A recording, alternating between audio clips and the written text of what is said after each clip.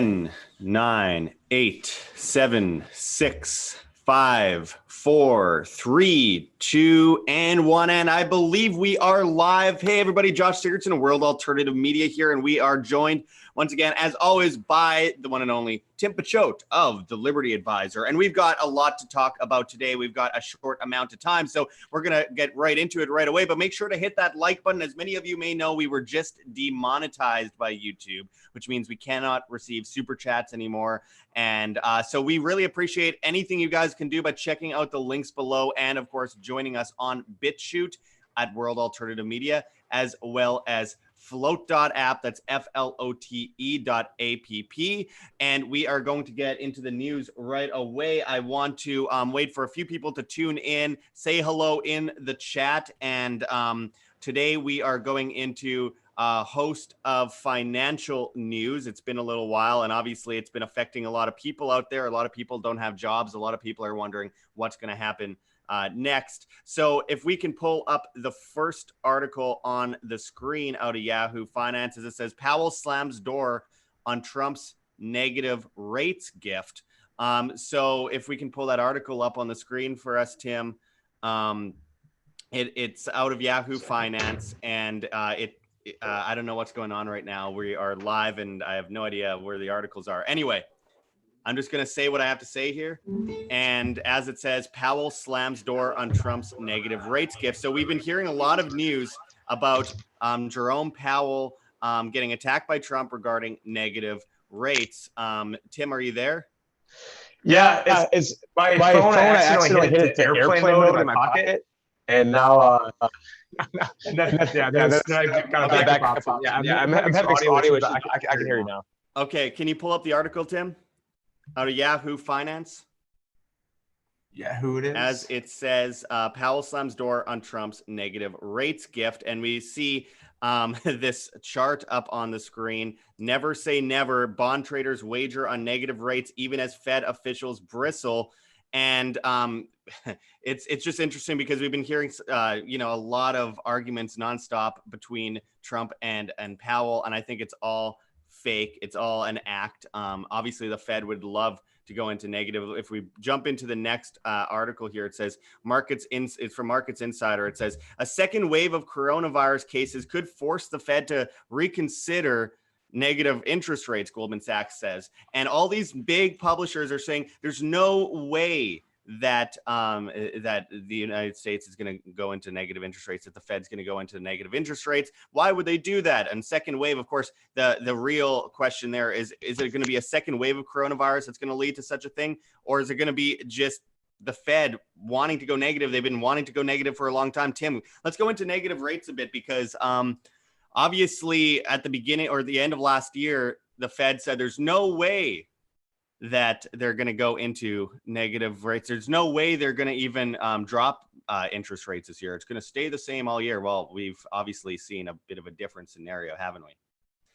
Yeah, I mean, even last year, like when people like John Sneisen and myself were, I got to take this out of my ears because I keep repeating myself, but even people like John Sneisen and myself like a year ago were talking about negative interest rates. And even people in this audience were saying, oh, what a ridiculous thing.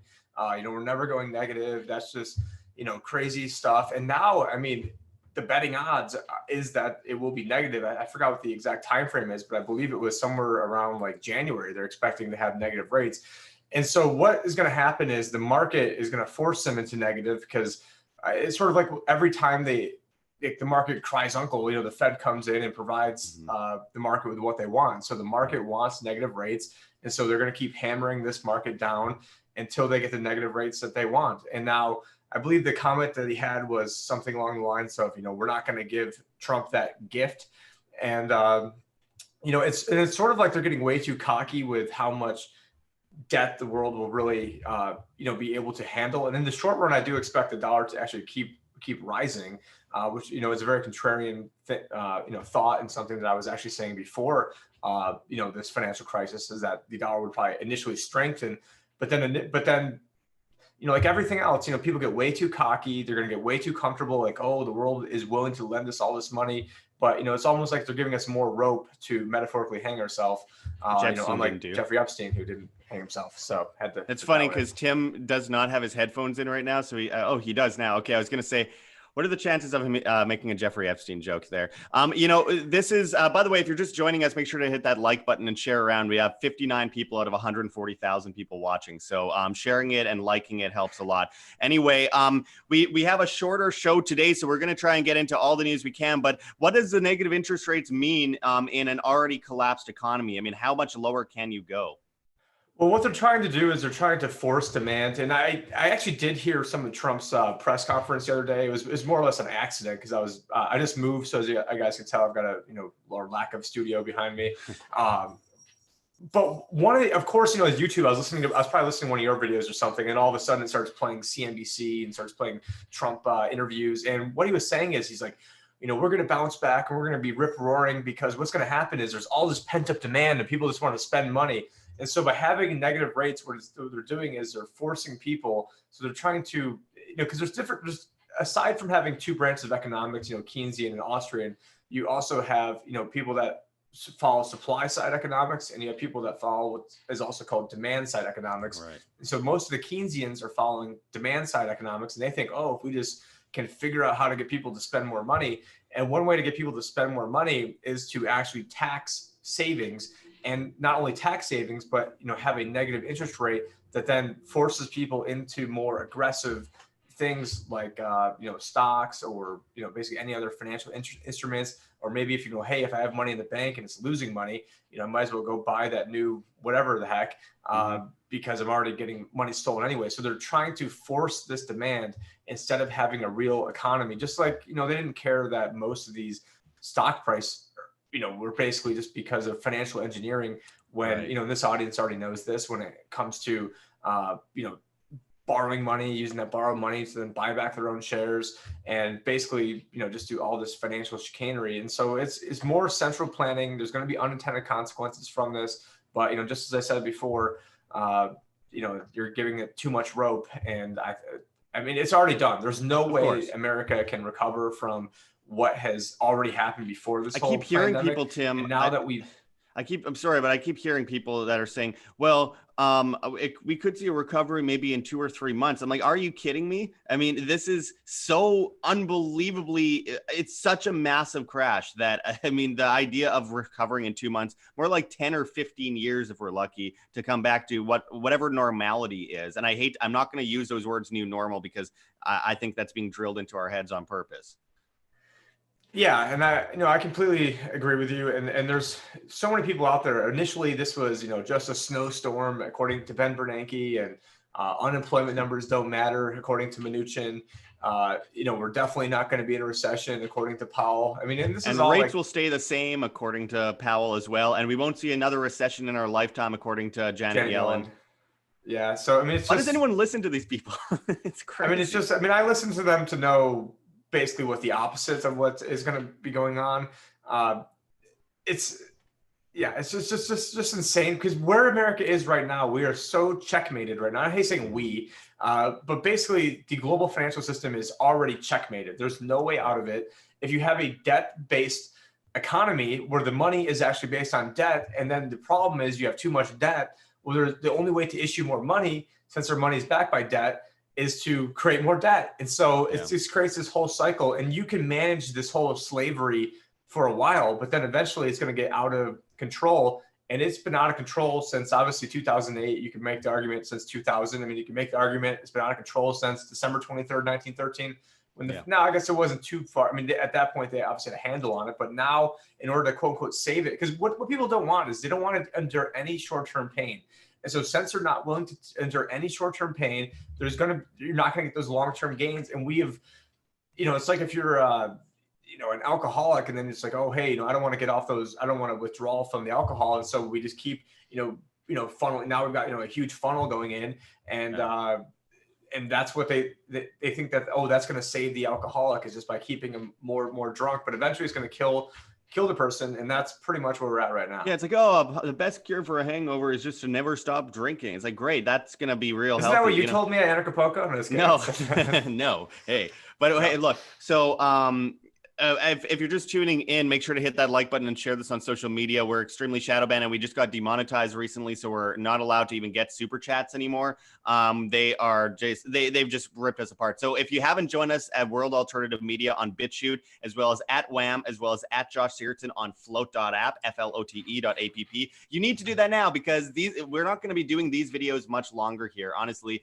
time on YouTube is coming to an end, and we have to say goodbye to this beast. The only reason I'm even on here right now is to continue spreading messages to you guys so that we can get people over to these other platforms. Literally, the only reason I'm here is to bring you guys over to the other platforms. BitChute, Minds, Float. Seriously, guys, it's more important than ever, and you can check the links below on ways that you can support us. Our new newsletter at www.imband.com. Now, here's the thing. The financial system, this is a great example of how this pandemic, it's not the pandemic itself, it's government. Let's blame the right culprit. It's government and central banks that are causing the biggest virus of all. They are the virus. They are going to kill millions of people with an economic crisis of this size globally. I mean, we're talking poverty is one of the biggest rates of death.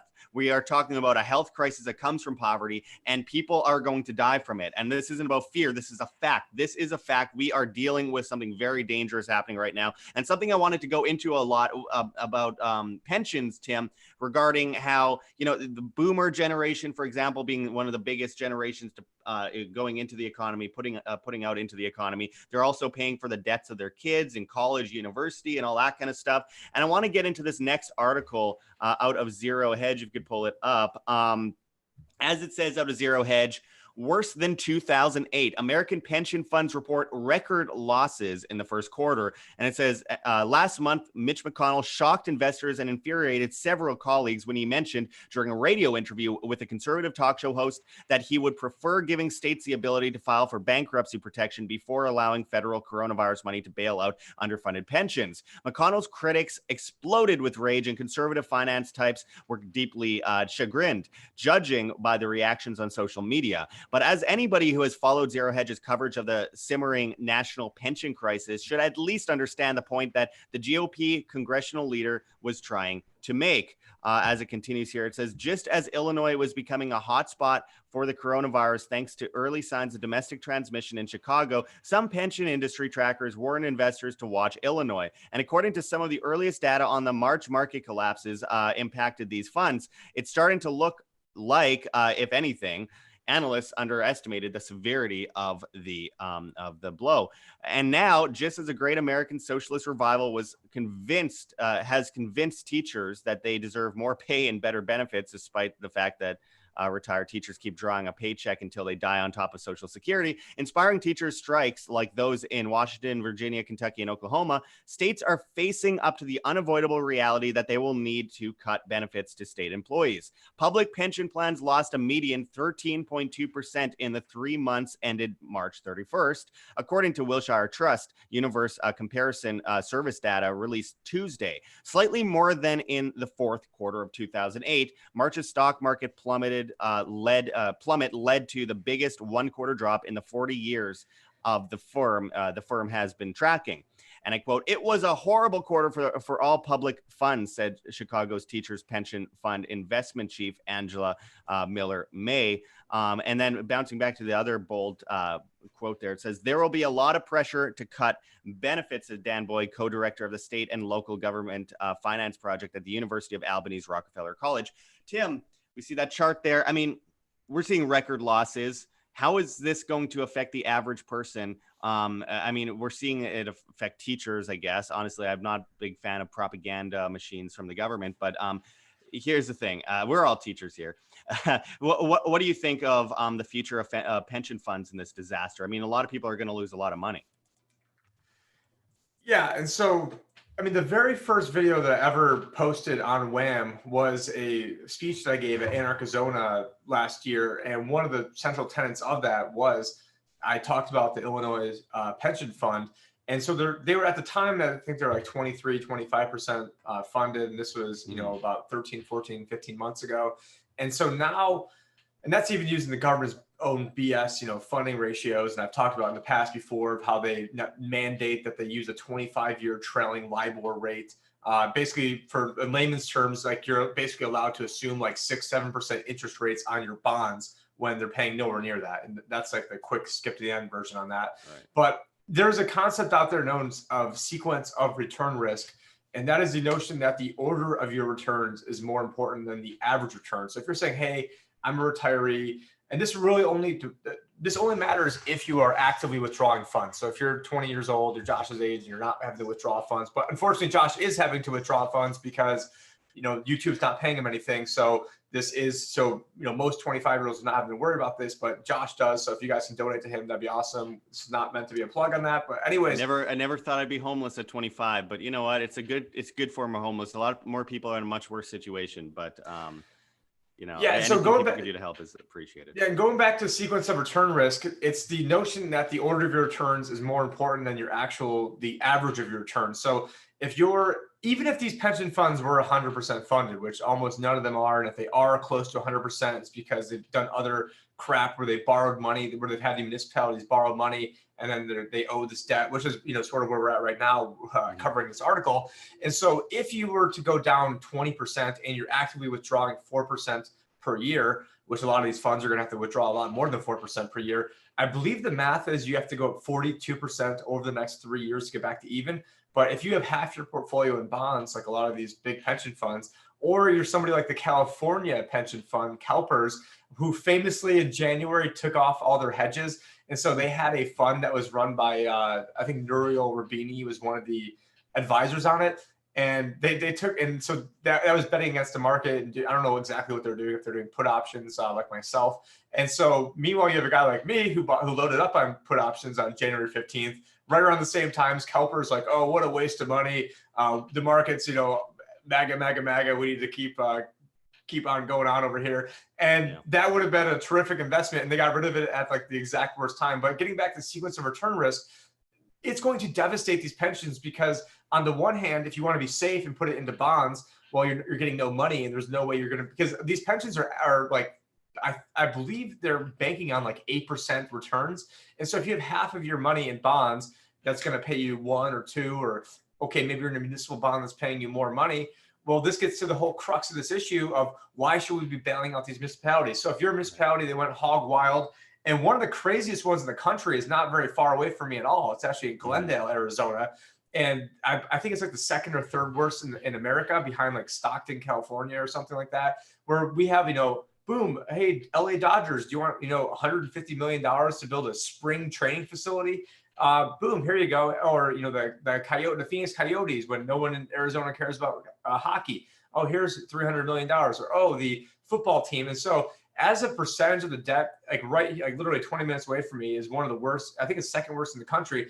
And so why should somebody like I say us, but why should somebody in Glendale get bailed out and from the federal government because they wanted to buy a whole bunch of bread and circus bullshit? And I guess we don't have to worry about being demonetized, so we can say we can swear now. Not everyone likes it, but we can definitely swear now that we're demonetized. Yeah, and so if you have these people who go out, so let's say there's 2 people out there, and one person goes and they buy a Mercedes and they buy all the cool toys and they do all this fancy stuff and they're going on big trips, and somebody else is diligently saving, not doing this stuff, and then the government wants to come in and bail out the person that was doing a whole bunch of crazy financial stuff, whereas the person that was trying to do the right thing, or the municipality that's doing the right thing, what are they going to do? And so there should be bankruptcy.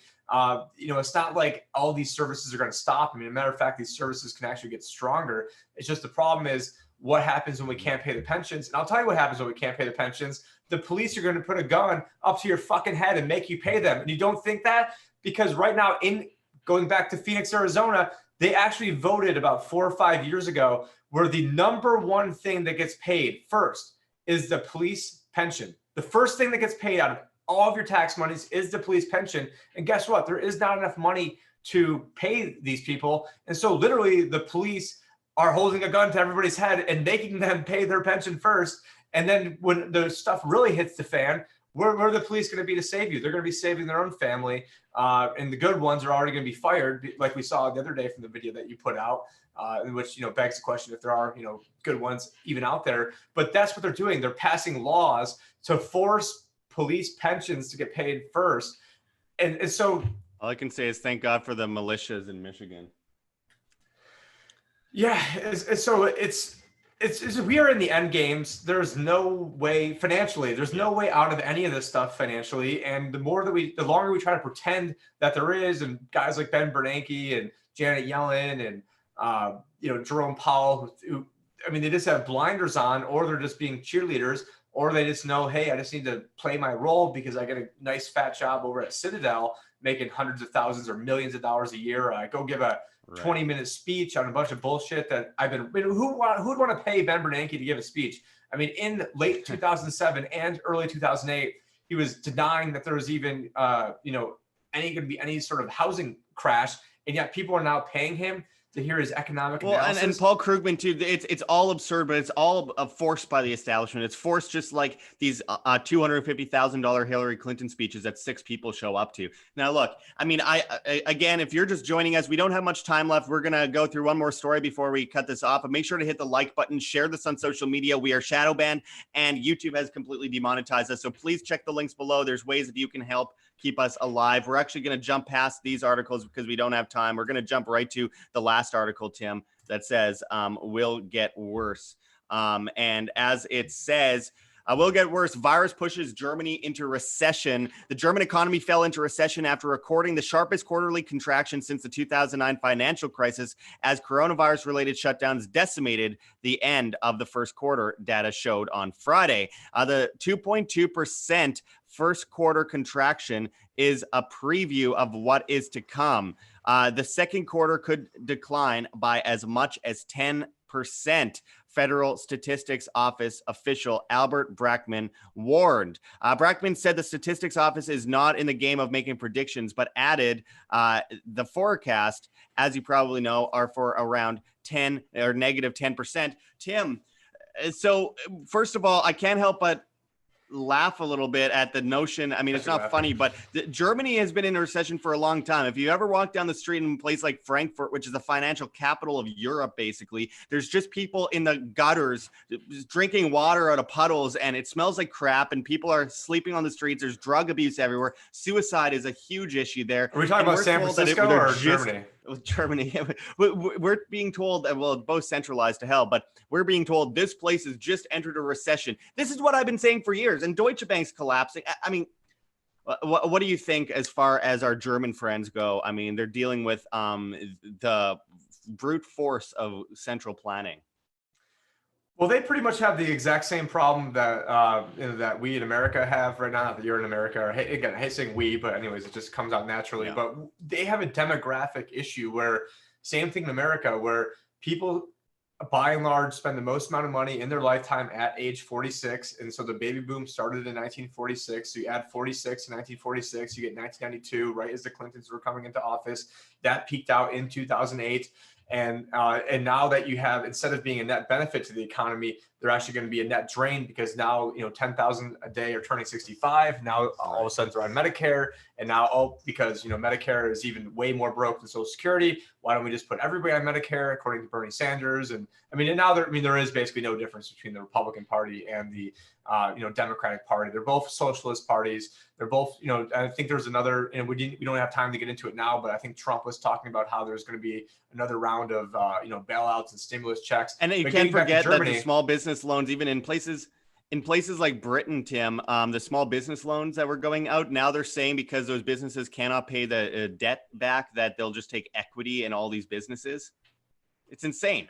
Yeah, that is technically, fascism when you have the state and corporate merger. So if you have the state buying up companies, that is technically fascism. That's something that, Bank of Japan has been doing since late 2014, which is right when the Fed stopped printing money. And so, really, it was sort of like, passing this hot potato of, okay, no, now it's your turn to stimulate. Okay, now it's your turn to stimulate. Okay, now it's your turn to stimulate. And now it's everyone's turn to stimulate, because we are in this whole end game. And I think this whole entire thing was planned. The they, them, those knew that this was going to happen. And so, they either released a bioweapon, or they exaggerated something that was naturally occurring, and giving them the benefit of the doubt. Definitely a bioweapon. Yeah, definitely But either way, they were just using this as a excuse, as a skeleton key to get what they want. So Germany has a demographic problem where their population is very, very old, which is why they wanted to bring in all the, all the Muslim migrants and all these other migrants, because now they viewed that as a big voting bloc. So if one party is nice to all the immigrants, and not to say that anti-immigrant, but they're using that as a weapon to then bring people who aren't German into Germany, to then also then fund all of their different entitlement programs, because everything right now is based off a Ponzi scheme. And so if you have you always need the generations below you to be larger than the other generations, because if you're paying into Social Security and Social Security never had the money to begin with, and it's just based off of other people paying into it, which is a Ponzi scheme.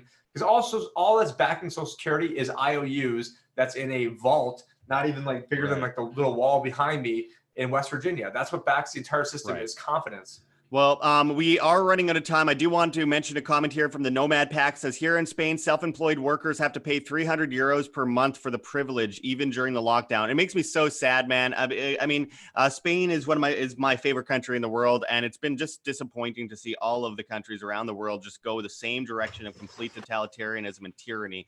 And, it really pisses me off, because we are living in a time of absolute reset. Everything is collapsing, and, the central banks are trying to pump things up, and it all comes back to the people spending their money, people working their ass off to try and make a living for their family, and then they're not even allowed to do that, and then they can't afford anything, and the price of everything will go up, and it makes me sick. And prices in grocery stores had gone up at a record amount in the last 2 months since during the coronavirus. They're hiking prices like crazy, which in a way I don't blame them, because they're losing money, but in another way, and we're seeing the mall apocalypse. We didn't have time to get into that today, but in another way, it's just with inflation, people not working, the tax, it's just brutal. It's predatory. It's horrible. And, I get pissed off because they say we are selfish if we want people to be able to work.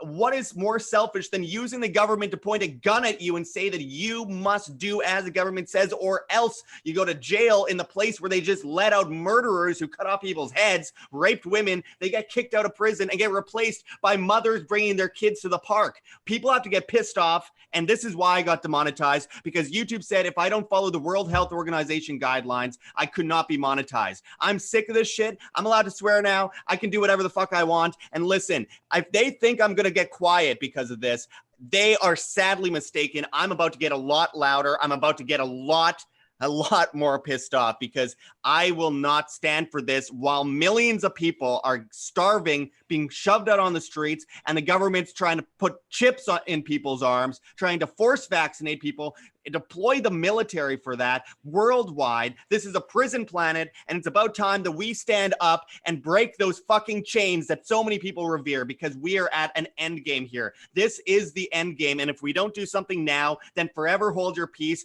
bow on your knees, die on your knees. And that is the end of this show today. I really appreciate everyone joining us. Make sure to check those links below. Join us in our newsletter at www.imband.com. We need your help now more than ever. If you check below, GoFundMe, Patreon, Subscribestar, we really need your help, because they demonetize us, and we need to show them we don't need their damn money. We don't need Google's damn money. We can survive viewer-based media, independent media, like it always was meant to be.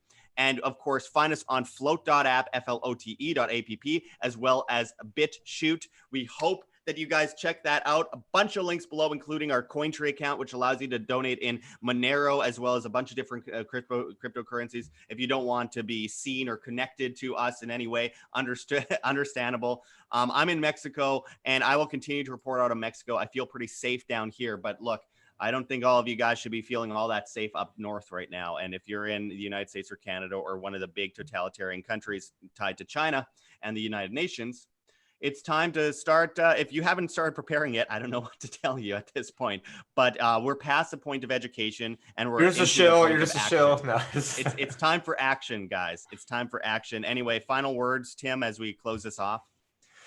It's good to be back. I think that was an awesome ending and rant you just gave. That was absolutely beautiful. And just like you, when I mean, my Facebook page that the Liberty Advisor Facebook page, it took them 2.5 weeks from when I created it to lock me out in the 2016 election. And then they basically completely shut me down and shadow banned me November 16th, 2016. And you know what? I could have stopped at that point, and it pissed me off and made me want to go at it that much harder. And that's what then led me to then start making even more videos and coming out. I came out with a podcast as soon as they shut me down. It was like, you know what? Boom. You want to see how we're playing? This is how we're playing. And now, I mean, even though I've been shadow banned, I effectively have had a lot more reach and a lot more influence. But it's not about making reach or influence or being some celebrity. It's about trying to stop what's happening, because we don't want our grandchildren to say our grandparents did nothing to stop this. And so you and I are fighting as hard as we can. I have been gone for about 2 weeks, as some of you have noticed, have moved, but I do have a new video that I just dropped probably like 5 minutes ago on my YouTube channel. If you guys want to check that out, because who knows how long we're going to be over at WHAM.